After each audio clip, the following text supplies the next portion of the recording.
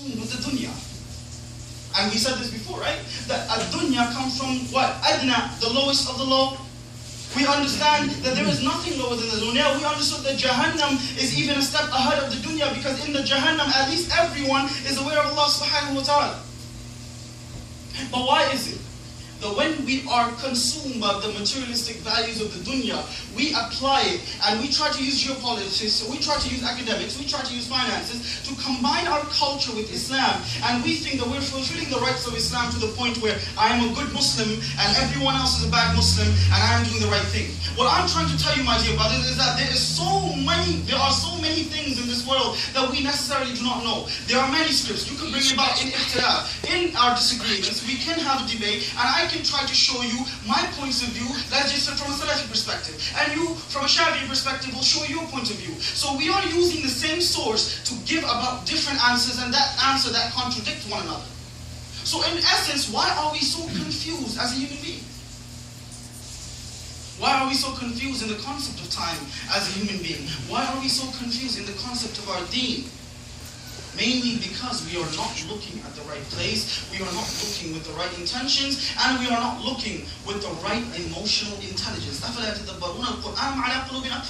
Do you not concentrate on the Quran, or is there a lock on your heart? How many times in a day do we read Surah Al-Fatiha, and how many of us can stand up and tell me, or how many of us, myself included, can understand the concept and the essence of Surah Al-Fatiha? Alhamdulillahi Rabbil Alameen, Ar-Rahman Ar-Rahim, Maliki Yawmiddin, Iyaka na'budu wa iyaka nasta'een, Ihdina as-siratal mustaqim, Siratal ladhina an'amta alayhim, ghayril maghdubi alayhim waladdallin. Right? Equivalent to the Lord's Prayer. That's Surah Al-Fatiha. And yet, how many of us can actually stand up, and when we start Surah Al-Fatiha in our salah 5 times a day, we actually know what Surah Al-Fatiha is trying to reach? We don't. So in essence, we have become ritualistic Muslims who just go with the flow of time, with the flow of culture, with no sense of accountability in terms of increasing our own knowledge and application of the deen. When we do it when we are angry, when we're politically motivated, when we want to make a statement, such as the Peshawar incident, we use religion to hide behind our own geopolitics, where I can put a bullet through 144 kids' head, and I think Allah subhanahu wa ta'ala is so happy with me. Right? Is that what's happening right now? My own convictions, where I believe that my personal God will be happy with whatever I do. Now obviously the concept of right and wrong is also a social construct, right? Before, 100 years ago, what this country stood for, the paradigms are changing, the predicaments are changing, circumstances are changing, new laws are being put into place, laws that eradicate the old laws, nasikh, mansukh, and the world will move on. 100 years from now, inshallah, by the will of Allah, hopefully inside Islamic Center, inshallah, it is here. You and I are not going to be here. And then you know what's going to happen? 2114, there'll be brothers just like you and me who will say, I'm a new man in 2115. And the cycle of life will just go on.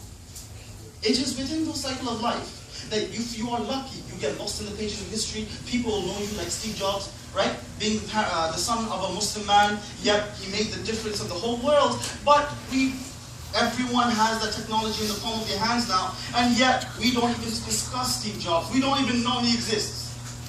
And as the time progresses, you and I will get lost in the pages of history as well. So the question is, what are we doing here? What is 2015? What is 2016? What is it about my educational ambition? What is it about my financial ambition that I am progressing through time with no understanding of the essence of my existence? Haya. Allah subhanahu wa ta'ala is Hayyun, the giver of life. So what is that life? What is the concept of salah? Why am I doing up and down, kiss the ground, back to town? Why am I doing this? Asking the hard questions. Why are we thinking the way we're thinking? Why do we hate Rasulullah sallallahu alayhi wa sallam? Why do we question the Prophet of Allah without having any prior knowledge to it? Why is our kids, despite having the information of Islam more so in your hand, you have an app for ahadith now, you have an app for tafsir, you have an app for almost anything judicial or spiritual in Islam, yet now more than ever, despite the abundance of database, we are moving away from Islam, and our children are losing their faith in Allah subhanahu wa ta'ala, and natural selection and science has turned into our God. But we have no sense of accountability. I'm going to continue my psychology degree, you're going to continue your businesses, and we're going to continue on living as long as we can. This dunya is the survival of the fittest. As long as I breathe, I am going to live. The question is, what is the difference between a life of a Muslim and a life of a non-Muslim? What is the difference between you having almost every single thing going well for you and that brother there having nothing going well for him, but yet he seems to be in peace and you're not? What is about you that having all the money in the world and he has no money in the world, and yet no money gives you peace, but nothing gives him peace except for money? Do you see the contradiction? Do you see the cyclical concept of creation and destruction? You think right now the Taliban is going to kill us. We thought that at one point the Taliban was going to destroy the world. Now we have a new threat. And after a few years, probably this threat is going to go away. We're going to have a new threat. And everyone else is going to come across with a new media, new drama, new situation. And the life of the people are just going to go in cycles again, in circles. Again, same exact thing is going to happen with different adjuncts, with different circumstances. But people don't realize. I don't realize it. Wallahi, I'm standing before you. I'm speaking to myself. I don't realize it. 2014, by Allah, has been one of the most trying years for me in my life. Yet, I did not take anything from this year apart from the fact that how much time I wasted. You want me to give you a real solution for 2015? Then fix my resolution for 2014. You want me to give you a real solution for 2014? Then fix my resolution from 2013. Hyperbolic discounting. But we don't have any of that. May Allah subhanahu wa ta'ala give us the ability to understand that as we progress through this time, our time is decreasing. 365 days shorter of your existence in this realm. You are that much closer to your final breath. You are that much closer going back to Allah subhanahu wa ta'ala. The question is, what are you going to take to Allah subhanahu wa ta'ala? You're going to take your degrees? Am I going to take my goodwill hunting? What are you going to do? What am I going to do when time comes and death is age blind and Allah subhanahu wa ta'ala says, hey, your resolution time is over. New Year's Rockin' Eve is over. It's time for you to leave.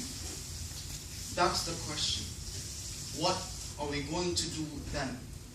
It is the mark of a true mu'min that no matter what happens, he could be happy, he could be poor, he could be in 2013, or he could be in 1400 years back to Rasulullah sallallahu alayhi wa sallam. The condition, like the Prophet of Allah, did not change. The adjuncts changed, the predicaments changed, the paradigm shifted, but the Quran remained eternal and universal. And in it you find contentment. In it you find the news of those that were before you and the news of those that are coming after you. The wonders of the Quran which does not cease to come. My dear brothers, time is of essence. I wanted to explain to you on the concept of the whole world moving towards destruction. Yet we think that this is the end, but it's not the end. Because back then, almost at the time of Imam Shafi'i rahimahullah, we discussed it, the fitna of the Amalekites, the Mongolians, the Genghis Khans, the dictators have been abundant throughout history. And we have seen that, okay, we have nuclear power now. We understand there is a different world out there with superpowers and ballistic missiles that can destroy cities, in fact countries. But one thing we do not realize is we underestimate the concept of time. Wallahi, I'm standing before you in 2015 not realizing that 20 years have passed and I'm standing before you with 20 years of information, whatever I have consumed. But I feel that I have done nothing in these 20 years of my life. Wallahi. I feel that I have wasted my time. And if you want to be introspective, and if you want to think in retrospect, you will say the same. Because hyperbolic discounting. As we move along with time, we become more rational. We know this in psychology as hyperbolic discounting, but Allah subhanahu wa ta'ala tells us about patience. And Rasulullah sallallahu alayhi wa sallam asked us about patience. لَنَبْلُوَنَّكُمْ بِشَيْءٍ مِنَ الْخَوْفِ وَالْجُوعِ وَنَقْصٍ مِنَ الْأَمْوَالِ. We will test you with fear. We will test you with taking away your properties. We will test you with taking away your life. وَبَشِّرِ الصَّابِرِينَ. Give glad tidings to the ones who are patient. الَّذِينَ إِذَا أَصَابَتْهُمْ مُصِيبَةٌ. To the ones when they reach any musibah, any problem, قَالُوا, they say, إِنَّا لِلَّهِ وَإِنَّا إِلَيْهِ رَاجِعُونَ.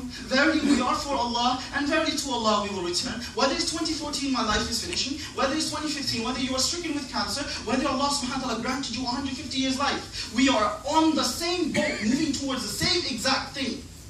No difference. Some of you have different circumstances, some of you have better circumstances.